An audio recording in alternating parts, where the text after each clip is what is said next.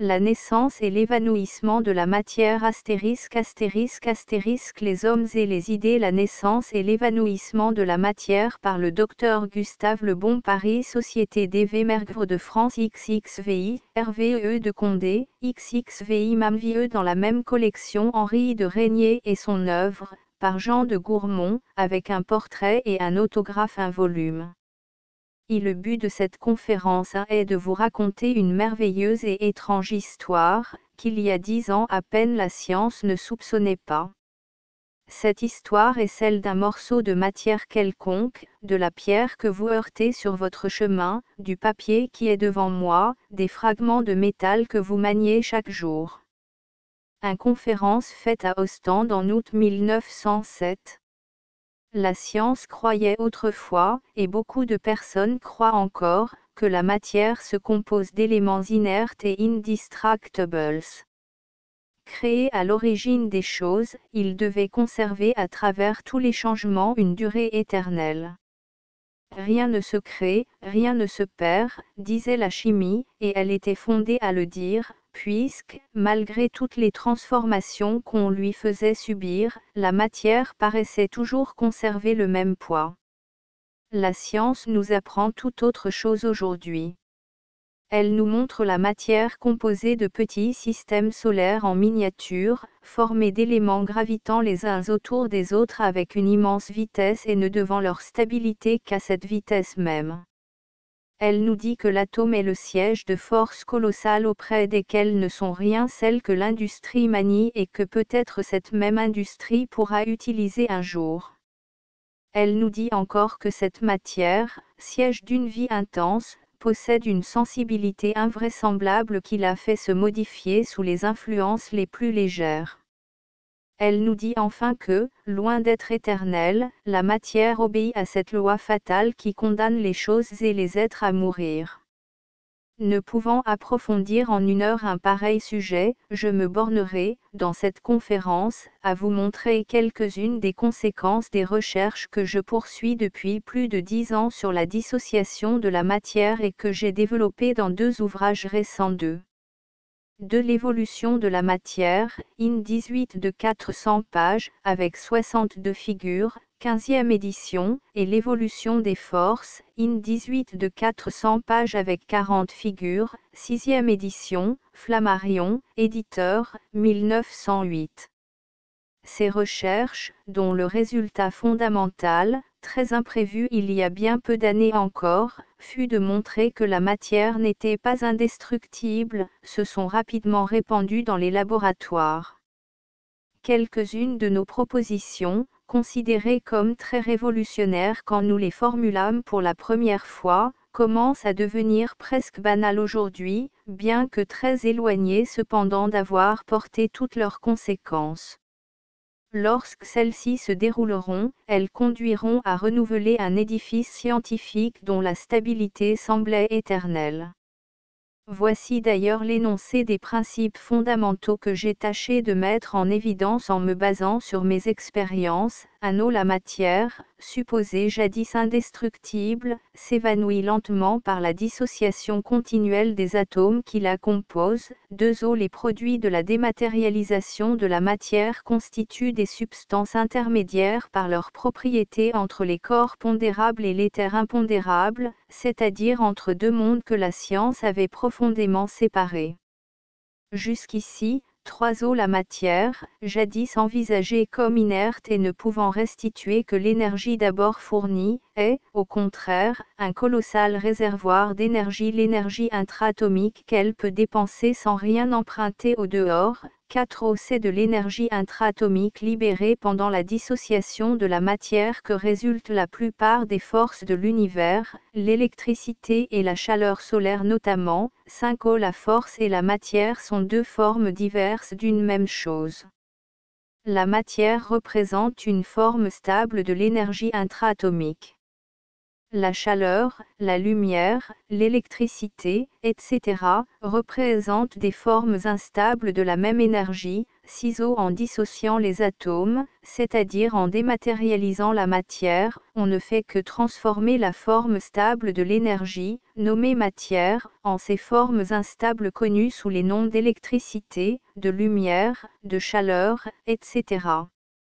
La matière se transforme donc continuellement en énergie, c'est la loi d'évolution applicable aux êtres vivants l'est également au corps simple. Les espèces chimiques, pas plus que les espèces vivantes, ne sont invariables, 8o. L'énergie n'est pas plus indestructible que la matière dont elle émane. La science d'hier était fondée sur l'éternité de la matière, celle de demain sera basée sur la désintégration de la matière. Elle aura pour but principal de trouver des moyens faciles d'augmenter cette désintégration et mettre ainsi dans les mains de l'homme une source de force presque infinie. 2. Avant d'exposer les idées actuelles relatives à la constitution de la matière, rappelons brièvement celles dont la science a vécu jusqu'ici. Suivant des conceptions, hier encore classiques, la matière serait composée d'éléments indivisibles, nommés atomes. Comme il semble persister à travers toutes les transformations des corps, on admettait pour cette raison qu'ils sont indestructibles. Cette notion fondamentale a plus de 2000 ans d'existence.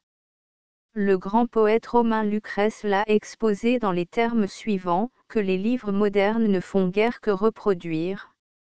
Les corps ne sont pas anéantis en disparaissant à nos yeux, la nature forme de nouveaux êtres avec leurs débris, et ce n'est que par la mort des uns qu'elle accorde la vie aux autres. Les éléments sont inaltérables et indestructibles.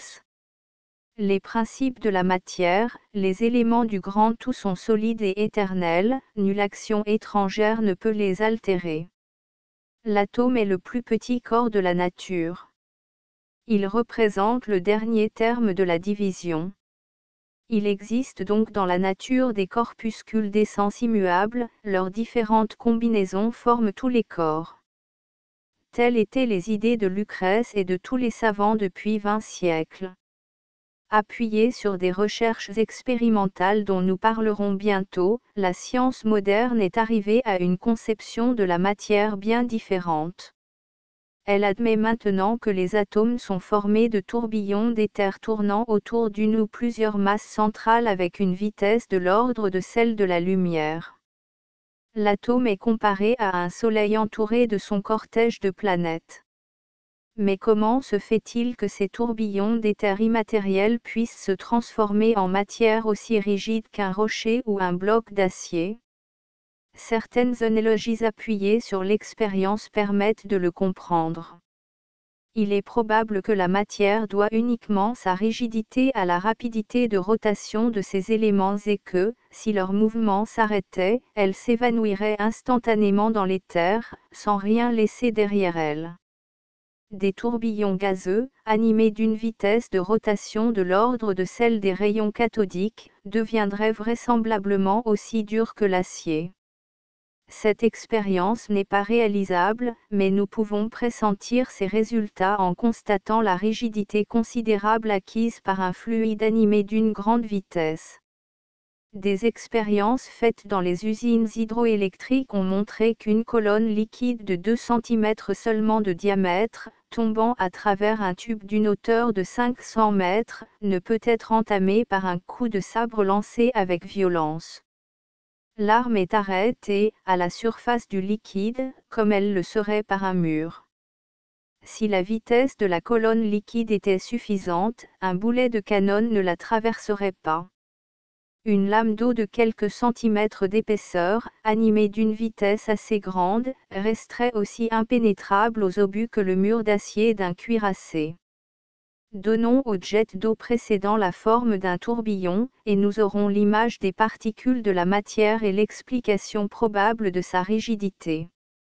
Nous pouvons ainsi comprendre comment l'éther immatériel, transformé en petits tourbillons animés d'une vitesse suffisante, devient très matériel. On conçoit aussi que, si ces mouvements tourbillonnaires étaient arrêtés, la matière s'évanouirait instantanément en retournant à l'éther.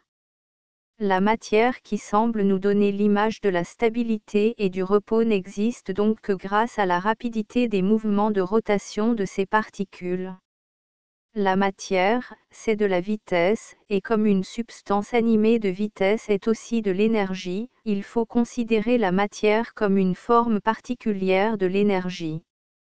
La vitesse étant une des conditions fondamentales de l'existence de la matière, on peut dire que cette dernière est née le jour où les tourbillons d'éther ont acquis, par suite de leur condensation croissante, une rapidité suffisante pour posséder de la rigidité. Elle vieillit lorsque la vitesse de ces éléments se ralentit. Elle cessera d'exister dès que ces particules perdront leur mouvement. Nous sommes amenés ainsi à cette première notion essentielle, des particules d'une substance quelconque, si ténues qu'on les suppose, prennent, par le seul fait de leur vitesse de rotation, une rigidité si grande qu'elles se transforment en matière. C'est dans ces univers atomiques, dont la nature fut méconnue pendant si longtemps, qu'il faut chercher maintenant l'explication de la plupart des mystères qui nous entourent. L'atome, qui n'est pas éternel, comme l'assuraient d'antiques croyances, est bien autrement puissant que s'il était indestructible et, par conséquent, incapable de changement. Ce n'est plus quelque chose d'inerte, jouet aveugle de toutes les forces de l'univers. Ces forces sont au contraire créées par lui. Il est l'âme même des choses. Il détient les énergies qui sont le ressort du monde et des êtres qui l'animent. Chacun d'eux est un petit univers d'une structure extraordinairement compliquée, siège de forces jadis ignorées et dont la grandeur dépasse immensément toutes celles connues jusqu'ici. 3. Nous venons de dire que la matière se composait de tourbillons d'éther. Qu'est-ce que l'éther ? La plus grande partie des phénomènes de la physique, lumière, chaleur, électricité rayonnante, etc., sont considérés comme ayant leur siège dans l'éther. La gravitation, d'où dérive la mécanique du monde et la marche des astres, semble encore une de ces manifestations. Toutes les recherches théoriques formulées sur la constitution des atomes conduisent à admettre qu'ils forment leur trame. Il est le substratum des mondes et de tous les êtres qui vivent à leur surface. Bien que la nature intime de l'éther soit à peine soupçonnée, son existence s'est imposée depuis longtemps. Elle s'est imposée lorsqu'il a fallu expliquer la propagation des forces à distance. Elle parut expérimentalement démontrer quand Fresnel eut prouvé que la lumière se propage par des ondulations analogues à celles produites par la chute d'une pierre dans l'eau. En faisant interférer des rayons lumineux, il obtint de l'obscurité par la superposition des parties saillantes d'une onde lumineuse aux parties creuses d'une autre onde. La propagation de la lumière se faisant par ondulation, ces ondulations se produisaient nécessairement dans quelque chose. C'est ce quelque chose qu'on appelle l'éther. Sans doute, l'éther est un agent mystérieux que nous ne savons pas isoler, mais sa réalité s'impose puisqu'aucun phénomène ne pourrait s'expliquer sans lui. On ne peut l'isoler, mais il est impossible de dire qu'on ne puisse ni le voir ni le toucher. C'est, au contraire, la substance que nous voyons et touchons le plus souvent. Quand un corps rayonne de la chaleur qui nous échauffe et nous brûle, quand nous regardons sur le verre dépoli d'une chambre noire un paysage verdoyant, par quoi sont constituées cette chaleur et cette image, sinon par des vibrations de l'éther. Le rôle de l'éther est devenu capital et n'a cessé de grandir avec les progrès de la physique. La plupart des phénomènes seraient inexplicables sans lui. Sans éther, il n'y aurait ni pesanteur, ni lumière, ni électricité, ni chaleur, rien, en un mot, de tout ce que nous connaissons. L'univers serait silencieux et mort, ou se révélerait sous une forme impossible même à pressentir. Si l'on pouvait construire une chambre de verre de laquelle on aurait retiré entièrement l'éther, la chaleur et la lumière ne pourraient la traverser. Elle serait d'un noir absolu et probablement la gravitation n'agirait plus sur les corps placés dans son intérieur. Ils auraient donc perdu leur poids. Ainsi les plus importants phénomènes de la nature, chaleur, lumière, électricité, ont, comme nous venons de le voir, leur siège dans l'éther. Ils sont engendrés par certaines perturbations de ce fluide immatériel sorti de l'équilibre ou retournant à l'équilibre. La lumière, par exemple, n'est qu'une altération d'équilibre de l'éther caractérisée par ces vibrations, elle cesse d'exister dès que l'équilibre est rétabli. L'étincelle électrique de nos laboratoires aussi bien que la foudre sont de simples manifestations des changements du fluide électrique sorti de l'équilibre pour une cause quelconque et s'efforçant d'y retourner. Tant que nous n'avons pas su tirer le fluide électrique de l'état de repos, son existence a été ignorée. La chaleur dite rayonnante est due, elle aussi, à des vibrations de l'éther. Ce terme de chaleur rayonnante est d'ailleurs un des plus erronés de la physique, malgré sa justesse apparente. En s'approchant d'un foyer, on est échauffé, il rayonne donc quelque chose. Que serait-ce, sinon de la chaleur ? On mit fort longtemps pour découvrir qu'un corps chaud ne rayonne rien qui ressemble à de la chaleur. On sait aujourd'hui qu'il produit des vibrations de l'éther, n'ayant par elles-mêmes aucune température. Il nous échauffe à distance, parce que les vibrations de l'éther qu'il engendre, étant arrêtées par les molécules de l'air ou les corps placés devant lui, engendrent de la chaleur. Ces vibrations ne sont pas de la chaleur, mais simplement une cause de chaleur, comme le serait un mouvement quelconque. Ce qu'on désigne du nom très impropre de chaleur rayonnante a pour unique origine des vibrations de l'éther. Elles produisent de la chaleur lorsque leur mouvement est détruit, comme une pierre par son choc, mais ne possèdent, je le répète, aucune température. On le prouve facilement en interposant une lentille de glace sur le passage d'un faisceau de chaleur rayonnante. Si intense que soit ce faisceau, la lentille n'est pas fondue, alors qu'un morceau de métal placé à son foyer devient incandescent. L'éther n'ayant aucune température, et la glace étant très transparente pour ses vibrations, elles ont traversé l'eau congelée sans provoquer sa fusion. Le métal les arrêtant, au contraire, est devenu incandescent par l'absorption des vibrations de l'éther. Puisque les vibrations de l'éther qualifiées de chaleur rayonnante ne produisent de la chaleur qu'après leur absorption par un corps, il est évident que, dans les espaces célestes, où n'existe pas, comme autour de la Terre, une atmosphère absorbante, un froid considérable doit régner, même dans le voisinage d'astres incandescents, tels que le Soleil. Le thermomètre, plongé dans ces espaces, y marquerait cependant une température très élevée, parce qu'il intercepterait des vibrations de l'éther. La température qu'il indiquerait alors ne serait pas du tout celle du milieu ambiant, mais sa propre température. La glace n'y fondrait pas, laissant passer, sans les arrêter, les vibrations de l'éther, mais un métal deviendrait incandescent, parce qu'il absorbe les mêmes vibrations. La vie elle-même n'est possible sur notre globe qu'à cause de l'absorption des vibrations de l'éther par l'atmosphère et la Terre. S'il était transparent pour ces vibrations, un froid intense régnerait à la surface de notre planète. Toutes les réactions chimiques qui se passent dans le sein des végétaux, la transformation de l'acide carbonique en carbone notamment, ont également pour origine cette absorption de l'éther. Le végétal représente, en réalité, une transformation de l'éther lumineux. C'est l'éther absorbé et transformé par les végétaux qui fait mûrir les moissons et verdir les forêts. La vie représente donc une de ces transformations. 4. Nous venons d'étudier les éléments dont est formée la matière. Examinons maintenant les propriétés de cette matière dont sont constitués notre globe et les êtres qui l'habitent. L'étude de l'ancienne chimie laissait dans l'esprit l'idée que la matière était formée de produits stables, de composition bien définie et constante, ne pouvant être modifiée que par des moyens violents, des températures élevées par exemple. Dans ces dernières années, on a vu se dessiner, de plus en plus, cette notion qu'un corps quelconque représente simplement un état d'équilibre entre les éléments intérieurs dont il est formé et les éléments extérieurs qui agissent sur lui.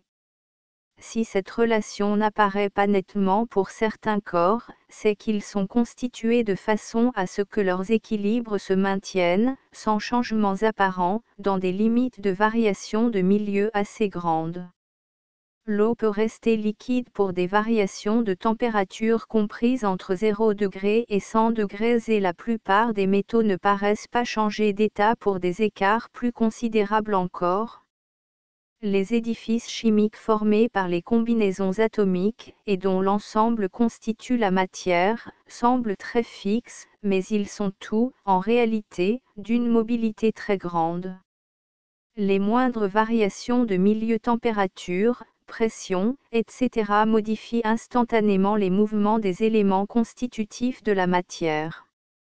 C'est qu'en effet un corps, aussi rigide en apparence qu'un bloc d'acier, représente simplement un état d'équilibre entre son énergie intérieure et les énergies extérieures, chaleur, pression, etc., qui l'entourent. La matière cède à l'influence de ces dernières comme un fil élastique obéit aux tractions exercées sur lui, mais reprend sa forme dès que la traction a cessé, si elle n'a pas été trop considérable. La mobilité des éléments de la matière est quelquefois un de ses caractères les plus faciles à constater, puisqu'il suffit d'approcher la main du réservoir d'un thermomètre pour voir la colonne liquide se déplacer aussitôt. Ces molécules se sont écartées sous l'influence d'une légère chaleur.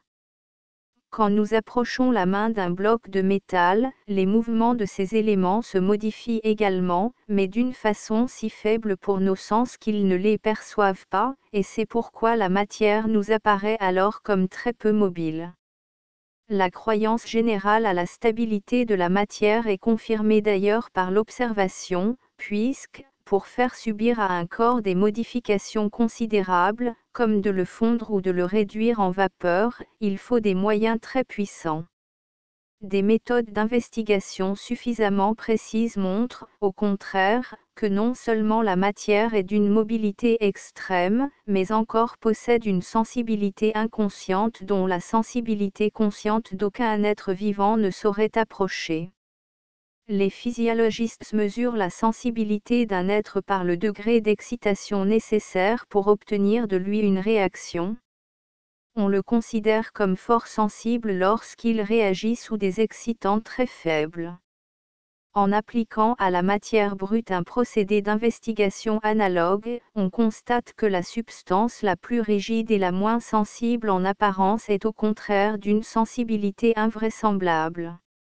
La matière du bolomètre, constituée en dernière analyse par un mince fil de platine, est tellement sensible qu'elle réagit sous l'influence d'un rayon de lumière d'une intensité assez faible pour ne produire qu'une élévation de température de 1/100 millionième de degré. Un bloc d'acier est, en réalité, infiniment plus sensible que l'être vivant le plus sensible. Cette sensibilité de la matière, si contraire à ce que l'observation vulgaire semblait indiquer, devient de plus en plus familière aux physiciens et c'est pourquoi une expression comme celle-ci, la vie de la matière, dénuée de sens il y a seulement 25 ans, est devenue d'un usage courant. L'étude de la matière brute révèle de plus en plus, chez elle, en effet, des propriétés semblant jadis l'apanage exclusif des êtres vivants.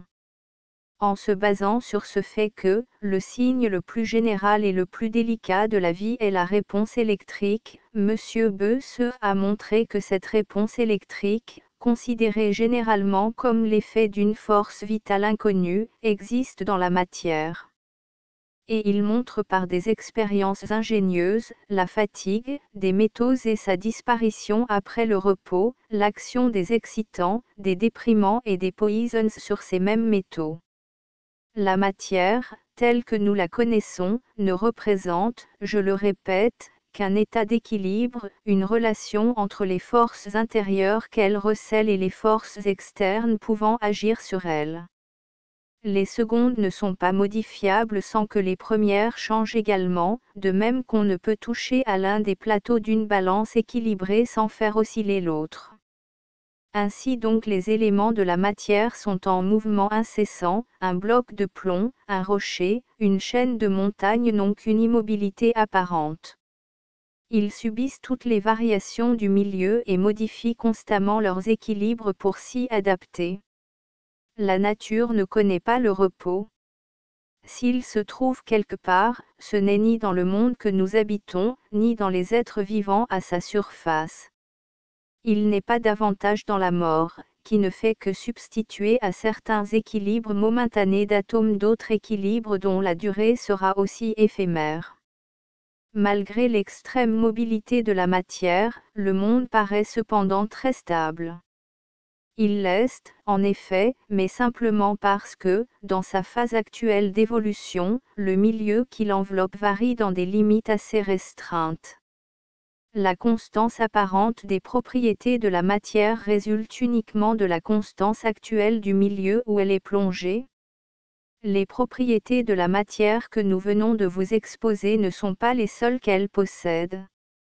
Ne pouvant les énumérer toutes, nous nous bornerons à attirer encore votre attention sur l'une de ces plus importantes, c'est-à-dire le rayonnement permanent dont elle est le siège.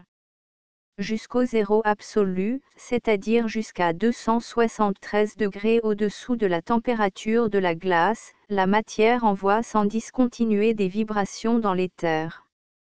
Un bloc de glace peut être considéré comme source de chaleur rayonnante au même titre qu'un fragment de charbon incandescent. La seule différence entre eux est dans la quantité de chaleur rayonnée. Les plaines glacées du pôle sont une source de chaleur rayonnante comme les plaines brûlantes de l'équateur, et si la sensibilité de la plaque photographique n'était pas aussi limitée, elle pourrait, pendant la plus profonde nuit, reproduire l'image des corps au moyen de leur propre radiation réfractée par les lentilles d'une chambre noire. Ces auréoles rayonnantes qui entourent tous les corps ne sont pas perceptibles parce que notre œil est insensible pour la plus grande partie des ondes lumineuses. La forme d'un être vivant ne nous paraît bien définie que parce que nos sens perçoivent seulement des fragments des choses. L'œil n'est pas fait pour tout voir. Il trie dans l'océan des formes ce qui lui est accessible et croit que cette limite artificielle est une limite véritable. Ce que nous percevons d'un être vivant n'est qu'une partie de sa forme réelle. Il est entouré des vapeurs qu'il exhale et des radiations qu'il émet constamment par suite de sa température. Si nos yeux pouvaient tout voir, un être vivant nous apparaîtrait comme un nuage au changeant contour. Ces ondes de lumière invisibles pour notre œil qu'émettent tous les corps sont perceptibles probablement par les animaux dits nocturnes capables de se guider dans l'obscurité. Pour eux, le corps d'un être vivant, dont la température est d'environ 37 degrés, doit être entouré d'une auréole lumineuse que seul le défaut de sensibilité de notre œil empêche d'apercevoir. Il n'existe pas, en réalité, de corps obscurs dans la nature, il existe seulement des yeux imparfaits. Un corps quelconque est une source constante de radiation visible ou invisible, mais qui sont toujours de la lumière. Nous allons aborder maintenant l'étude de la dématérialisation de la matière. Des expériences fort nombreuses, et sur la valeur desquelles on ne discute plus, ont prouvé, comme je fus le premier à l'établir, que les atomes de la matière, considérés jadis comme très stables, peuvent se désagréger, soit spontanément, soit sous l'influence de causes diverses. Les produits de cette dissociation sont identiques pour tous les corps, qu'ils soient engendrés par la cathode de l'ampoule de Crookes, par le rayonnement d'un métal sous l'action de la lumière, ou par la désagrégation de corps spontanément radioactifs, tels que l'uranium, le thorium et le radium. On peut donc, quand on veut étudier la dissociation de la matière, choisir les corps pour lesquels le phénomène se manifeste de la façon la plus intense, soit, par exemple, l'ampoule de Crookes où un métal formant cathode est excité par le courant électrique d'une bobine d'induction, soit, plus simplement, des composés très radioactifs tels que les sels de thorium ou de radium. Des corps quelconques dissociés par la lumière ou autrement donnent d'ailleurs les mêmes résultats, mais la dissociation étant beaucoup plus faible, l'observation des phénomènes est plus difficile.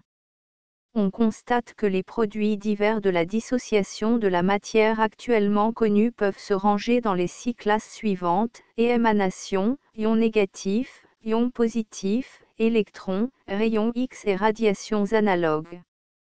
Il ne faudrait pas croire que ces substances représentent toutes les étapes de la dématérialisation de la matière. Celles dont l'existence est connue ne sont que des fragments d'une série probablement très longue. La quantité des particules émises par les corps pendant leur dématérialisation varie suivant les corps. Elle serait, pour 1 gramme d'uranium et de thorium, de 70 000 par seconde, et quant au radium de 100 000 milliards, d'après les calculs de divers observateurs. En frappant les corps phosphorescents, les particules de matière dissociées les rendent lumineux.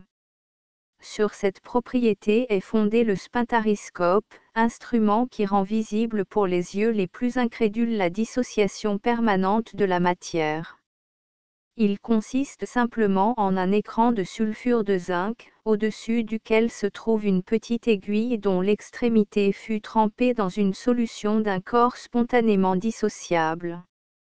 En regardant l'écran à la loupe, on voit jaillir sans interruption une pluie de petites étincelles produites par le choc des particules. Je possède un de ces instruments qui depuis 4 ans n'a cessé d'émettre une pluie d'étincelles provenant de la dissociation de 1/10 de milligramme de bromure de radium fixé à la pointe d'une aiguille.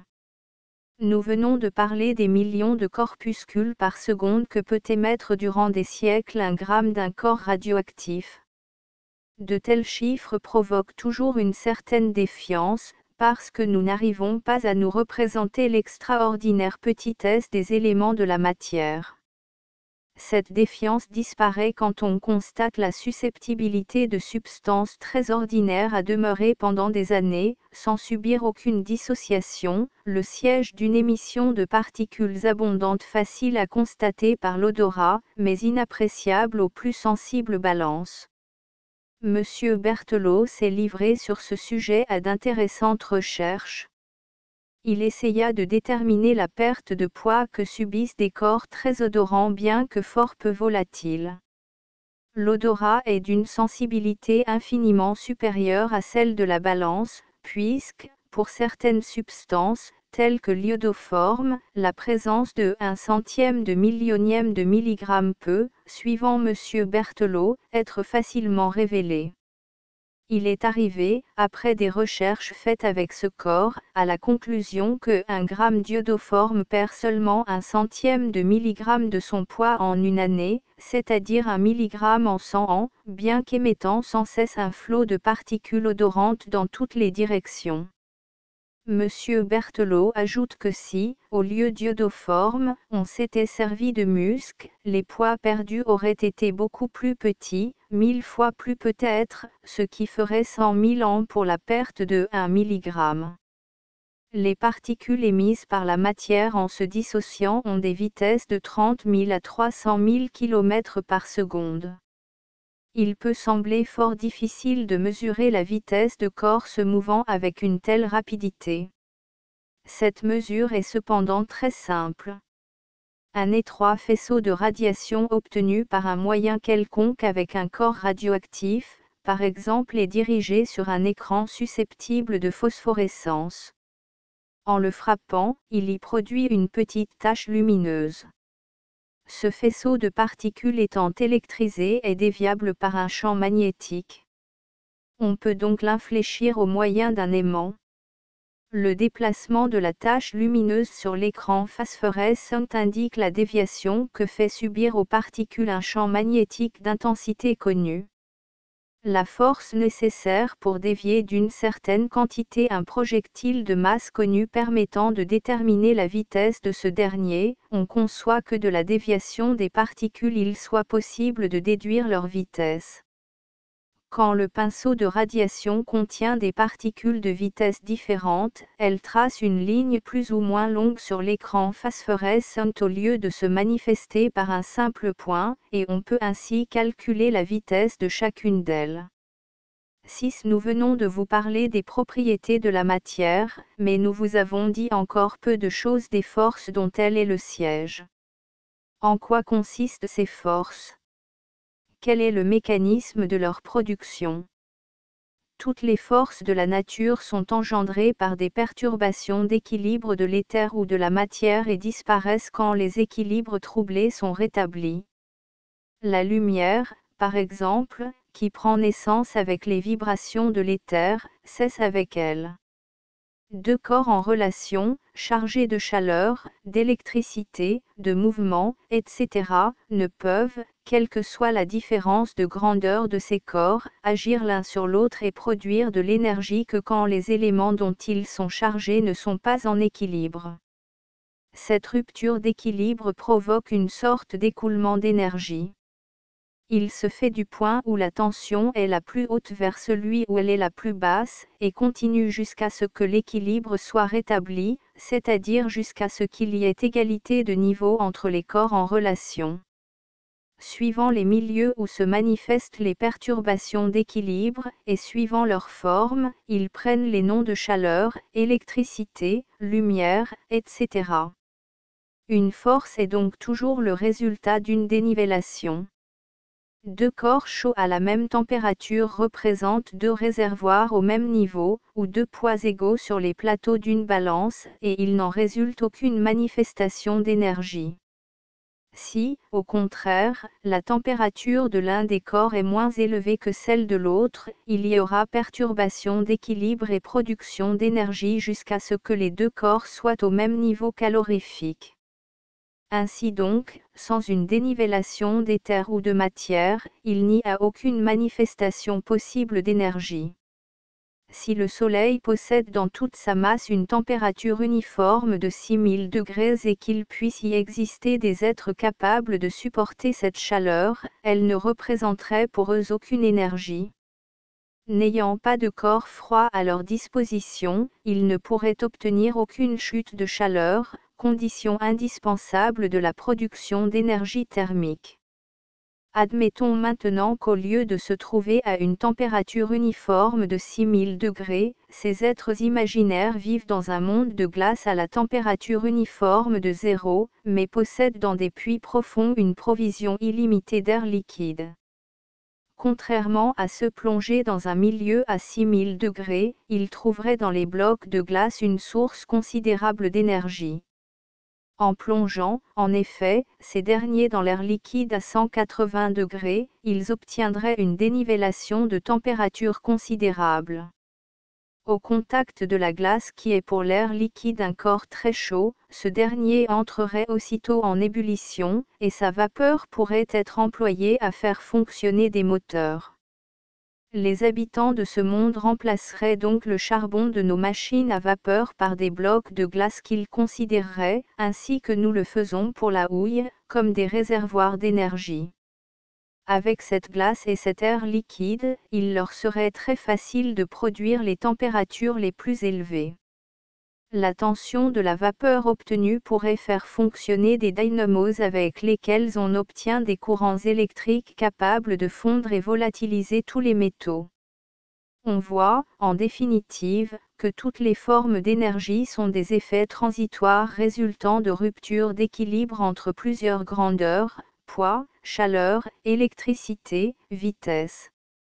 C'est donc bien à tort qu'on parle de l'énergie comme d'une sorte d'entité ayant une existence réelle analogue à celle de la matière. 7. Nous avons dit que la matière se composait de petits éléments animés d'une vertigineuse vitesse qui, sous des influences diverses ou même spontanément, s'échappent dans l'atmosphère, comme la pierre que ne retient plus la main du frondeur. Il est bien évident que, pour engendrer de pareilles vitesses, il faut des forces colossales.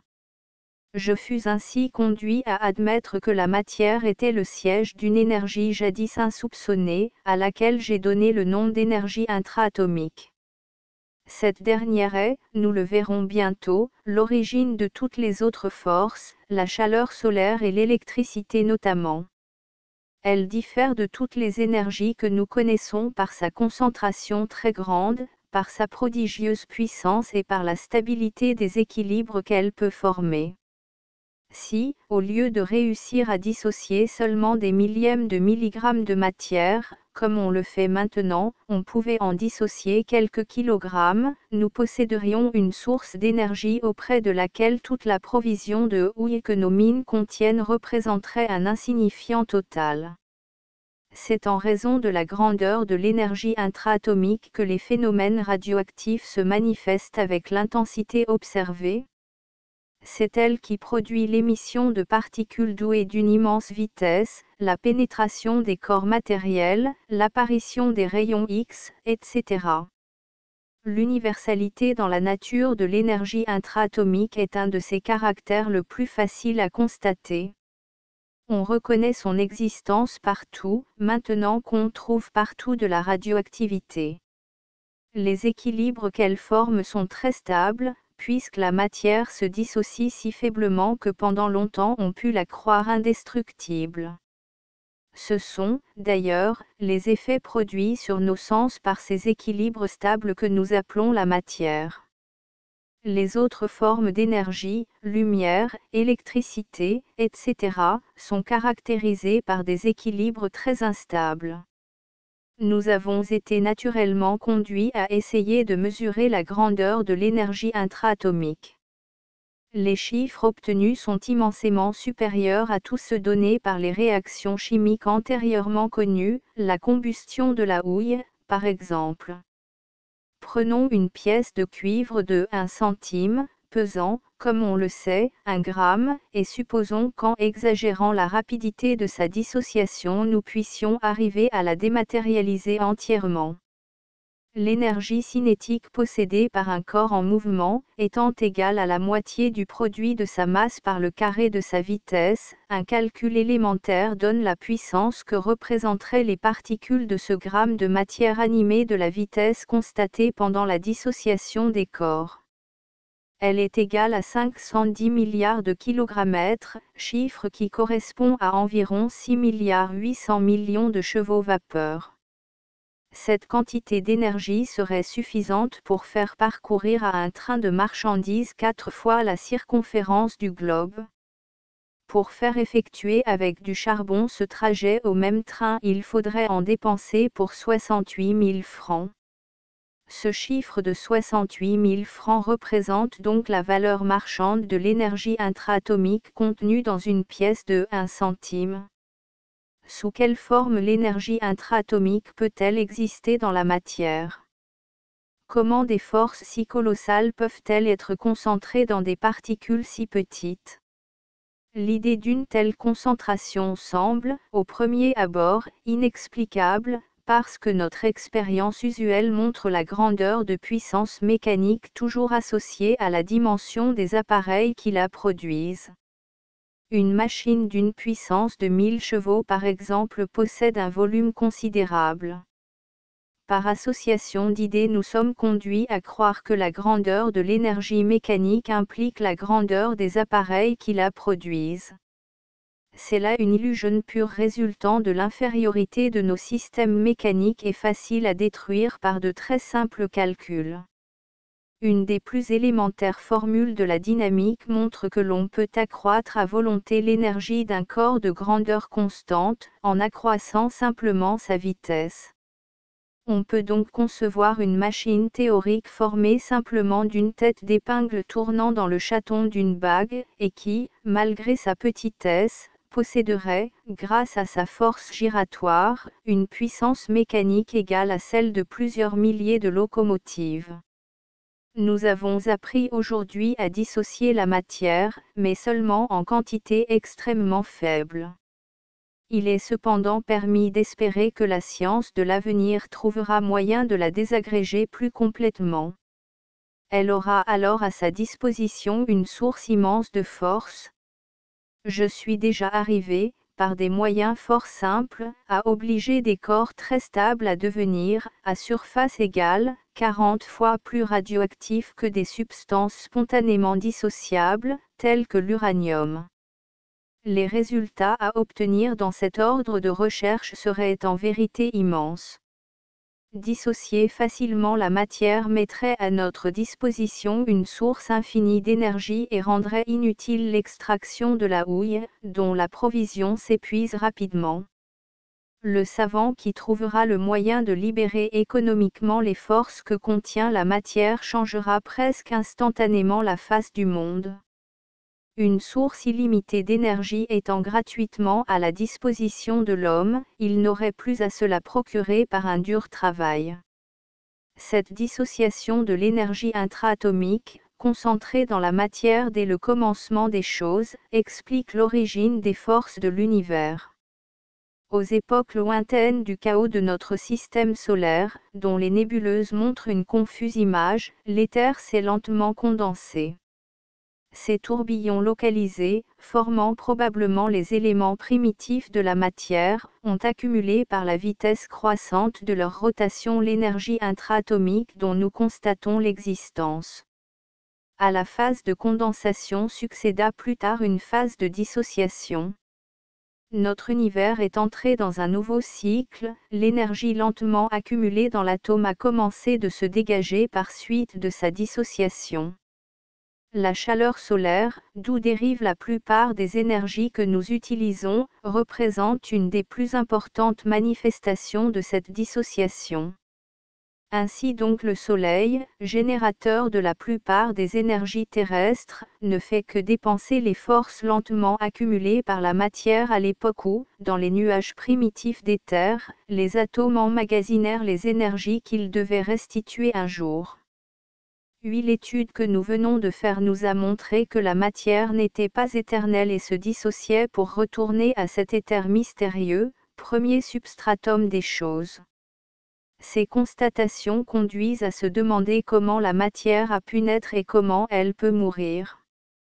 L'origine des choses et leur fin font partie des grands mystères de l'univers qui firent dépenser aux religions, aux philosophies et à la science le plus de méditations et d'efforts. L'esprit humain ne s'est jamais résigné à ignorer, il invente des chimères quand on lui refuse des explications, et ces chimères deviennent bientôt ses maîtres. La science n'a pas encore allumé les flambeaux capables d'illuminer les ténèbres qui enveloppent notre passé et voilent l'avenir. Elle peut cependant projeter quelques lueurs dans cette nuit profonde. D'après les idées que nous vous avons exposées sur la structure de la matière, les corps sont constitués par une réunion d'atomes composés chacun d'un agrégat de particules en rotation, probablement formés de tourbillons d'éther. Par suite de leur vitesse, ces particules possèdent une énergie cinétique énorme. Suivant la façon dont leurs équilibres sont troublés, elles engendrent des forces diverses, telles que la lumière, la chaleur et l'électricité. Mais comment ces atomes sont-ils nés et comment se transforment-ils ? L'analyse spectrale permet, on le sait, de suivre la genèse des éléments dont se composent les divers univers. La variation des spectres stellaires dans le rouge et l'ultraviolet indique la température des étoiles, par conséquent leur âge relatif, et les ray spectrals font connaître leur composition. On a déterminé ainsi les corps apparaissant dans les astres avec les variations de température correspondant à des phases diverses d'évolution. Dans les étoiles les moins anciennes, c'est-à-dire les plus chaudes, n'existe guère que des gaz peu nombreux, l'hydrogène principalement, puis, à mesure que ces astres se refroidissent, apparaissent successivement les corps simples que nous connaissons en commençant par ceux dont le poids atomique est le moins élevé. Depuis que l'astronomie s'est fixée par la photographie l'image des étoiles, elle en a découvert un nombre beaucoup plus grand qu'on le croyait. Elle évalue aujourd'hui à plus de 400 millions, sans parler naturellement de ceux invisibles et par conséquent inconnus, le nombre d'astres, étoiles, planètes, nébuleuses, existant au firmament. L'analyse spectrale les montre à des âges très divers d'évolution. Leur passé doit être d'une effrayante longueur, puisque les géologues évaluent à plusieurs centaines de millions d'années l'existence de notre planète. Pendant ces entassements de siècles ignorés par l'histoire, les millions d'astres dont l'espace est peuplé ont commencé ou terminé des cycles d'évolution analogues à celui parcouru par notre globe d'aujourd'hui. Des mondes peuplés comme le nôtre, couverts de cités florissantes remplies des merveilles de la science et des arts, ont dû sortir de la nuit éternelle et y rentrer sans rien laisser derrière eux. Les pâles nébuleuses aux formes incertaines représentent peut-être les derniers vestiges de mondes qui vont s'évanouir dans le néant ou devenir les noyaux d'un nouvel univers. Les transformations révélées par l'observation des astres indiquent donc la marche générale de l'évolution des mondes. Elle est toujours enfermée dans ce cycle fatal des choses, naître, grandir, décliner et mourir. Les faits résumés dans cette conférence montrent que la matière n'est pas éternelle, qu'elle constitue un réservoir énorme de force, et disparaît en se transformant en d'autres formes d'énergie avant de retourner à ce qui, pour nous, est le néant. Les éléments d'un corps qui brûle ou qu'on essaie d'anéantir par un moyen quelconque se transforment, mais ils ne se perdent pas, puisque la balance permet de constater que leur poids n'a pas changé. Les éléments des atomes qui se dissocient sont, au contraire, irrévocablement détruits. Ils ont perdu toutes les qualités de la matière, y compris la plus fondamentale de toutes, la pesanteur. La balance ne les retrouve plus. Comment les tourbillons d'éther et les énergies engendrées par eux perdent-ils leur individualité pour s'évanouir dans l'éther? La question se ramène à celle-ci. Comment un tourbillon formé au sein d'un fluide peut-il disparaître dans ce fluide en y produisant des vibrations? Sous cet aspect, la solution du problème est assez simple. On voit facilement, en effet, comment un tourbillon engendré aux dépens d'un liquide peut, lorsque son équilibre est troublé, s'évanouir, malgré sa rigidité théorique, en rayonnant son énergie sous forme de vibration du milieu où il est plongé. C'est de cette façon, par exemple, qu'une trombe marine, formée d'un tourbillon liquide, perd son existence et disparaît dans l'océan. De la même manière, sans doute, les tourbillons d'éther constituant les éléments des atomes peuvent se transformer en vibrations d'éther. Celle-ci représente le terme ultime de la dématérialisation de la matière et de sa transformation en énergie avant son anéantissement final. Ainsi donc, lorsque les atomes ont rayonné toute leur énergie sous forme de vibrations lumineuses, calorifiques ou autres, ils retournent, par le fait même du rayonnement consécutif à leur dissociation, à l'éther primitif d'où ils dérivent. La matière et l'énergie sont alors rentrées dans le néant des choses, comme la vague dans l'océan. Il ne semble pas très compréhensible, au premier abord, que les mondes qui paraissent de plus en plus stables à mesure qu'ils se refroidissent puissent devenir instables au point de se dissocier entièrement. Pour faire comprendre ce phénomène, nous allons en donner d'abord l'explication théorique, puis rechercher si des observations astronomiques ne permettent pas d'être témoins d'une telle dissociation. On sait que la stabilité d'un corps en mouvement, comme une toupie ou une bicyclette, cesse d'être possible quand sa vitesse de rotation descend au-dessous d'une certaine limite. Aussitôt cette limite atteinte, il perd sa stabilité et tombe sur le sol. J.J. Thomson interprète même de cette façon la radioactivité et fait remarquer que, lorsque la vitesse de rotation des éléments composant les atomes descend au-dessous d'une certaine limite, ils deviennent instables et tendent à perdre leur équilibre. Il en résulterait un commencement de dissociation, avec diminution de leur énergie cinétique suffisant pour lancer dans l'espace les produits de la désagrégation intra-atomique. Il ne faut pas oublier que l'atome, réservoir énorme d'énergie, est par ce fait même comparable aux corps explosifs. Ces derniers restent inertes tant que leurs équilibres intérieurs ne sont pas troublés. Dès qu'une cause quelconque les modifie, ils font explosion et brisent tout ce qui les entoure, après s'être brisés eux-mêmes. Donc, les atomes qui vieillissent par suite de la diminution d'une partie de leur énergie intra-atomique perdent graduellement leur stabilité. Un moment arrive alors où cette stabilité est si faible que la matière disparaît par une sorte d'explosion plus ou moins rapide.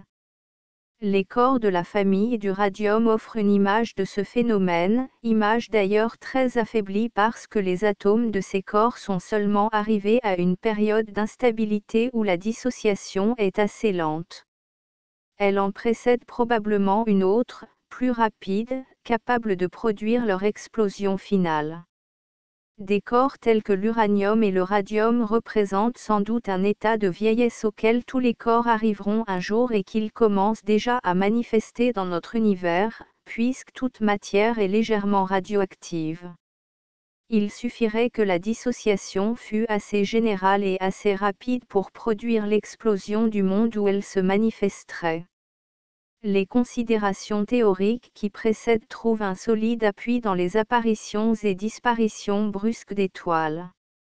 Les explosions de mondes qui paraissent les produire nous révèlent peut-être comment périssent les univers quand ils viennent à vieillir. Les observations astronomiques prouvant la fréquence relative de ces destructions, on peut se demander si la fin des univers par explosion brusque, après une longue phase de vieillesse, ne serait pas leur terminaison la plus générale. Ces brusques anéantissements se manifestent par l'apparition subite dans le ciel d'un astre incandescent qui pâlit et s'évanouit parfois en quelques jours, ne laissant souvent rien derrière lui, ou seulement une faible nébuleuse. Lorsque se montre le nouvel astre, son spectre, d'abord analogue à celui du Soleil, prouve qu'il contient des métaux semblables à ceux de notre système solaire. Puis, en peu de temps, ce spectre se transforme et devient finalement celui des nébuleuses planétaires, c'est-à-dire ne contient que des raies d'éléments simples et peu nombreux, dont quelques-uns inconnus. Il est donc évident que les atomes de l'étoile temporaire se sont rapidement et profondément transformés. Cette évolution descendante est l'inverse de celle signalée dans l'évolution ascendante des étoiles. Celles-ci contiennent, lorsqu'elles sont très chaudes, des éléments simples devenant de plus en plus compliqués et nombreux à mesure qu'elles se refroidissent. Ces étoiles transitoires, résultant sans doute de l'explosion brusque d'un monde accompagnée de la désintégration des atomes, ne sont pas rares. Il ne se passe guère d'années sans qu'on en observe directement ou par l'étude des clichés photographiques. Une des plus remarquables fut celle observée récemment dans la constellation de Persée. En quelques jours elle atteignit un éclat qui la rendit la plus brillante étoile du ciel, mais 24 heures après elle commença à pâlir, son spectre se transforma lentement, devint, comme il a été dit plus haut, celui des nébuleuses planétaires, preuve évidente, je le répète, d'une dissociation atomique. Au moment même où s'opérait cette transformation, des photographies à longue pause montrèrent autour de l'astre des masses nébuleuses, produits sans doute de la dissociation atomique et qui s'éloignaient de l'étoile avec une vitesse de l'ordre de celle de la lumière, c'est-à-dire analogue à celle des particules qu'émettent les corps radioactifs en se dissociant. Les astronomes assistèrent donc à la destruction rapide d'un monde. L'exposé qui précède peut se résumer en quelques lignes. On imagine le monde formé d'abord d'atomes diffus d'éther, qui, sous l'action de causes diverses, notamment de leur rotation, ont emmagasiné de l'énergie. Cette énergie, dont une des formes est la matière, se dissocie et apparaît sous des états divers, électricité, chaleur, etc., de façon à ramener la matière à l'éther. Rien ne se crée veut dire que nous ne pouvons pas créer de la matière. Tout se perd signifie que la matière disparaît complètement comme matière en retournant à l'éther. Le cycle est donc complet, il y a deux phases dans l'histoire du monde, un eau condensation de l'énergie sous forme de matière, deux eaux dépenses de cette énergie. Cette destruction finale est peut-être suivie, dans la suite des âges, d'un nouveau cycle de naissance et d'évolution, sans qu'il soit possible d'assigner un terme à ces destructions et à ces recommencements probablement éternels. Appendice L'évolution de la matière par George Bohn. Le dogme de l'indestructibilité de la matière est du très petit nombre de ceux que la science moderne avait reçus de la science antique sans y rien changer. Depuis le grand poète romain Lucrèce, qui en faisait l'élément fondamental de son système philosophique, jusqu'à l'immortel Lavoisier, qui l'appuya sur des bases considérées comme éternelles, ce dogme sacré n'avait subi aucune atteinte et nul ne songeait à le contester. Ce sera le titre de gloire du docteur Gustave Le Bon de s'être attaqué le premier à ce qu'il appelle ainsi un dogme, et d'avoir détruit celui-ci dans l'espace de quelques années.